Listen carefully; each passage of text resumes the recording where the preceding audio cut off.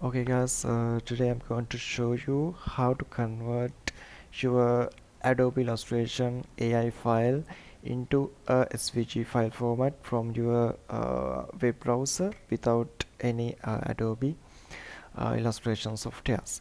So to do that, firstly you need a AI file. So therefore I download a SVG logo from VFreak, and then I will upload my AI file into photopea.com, and then you will be able to see the your logo preview here. And actually you can, or if you want, you can change the text or anything.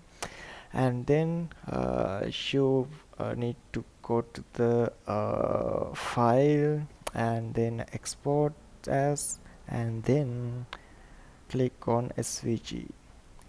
Then you can click on the save button, and yeah, you are done. If you want to check the SVG file, you can put the SVG file into the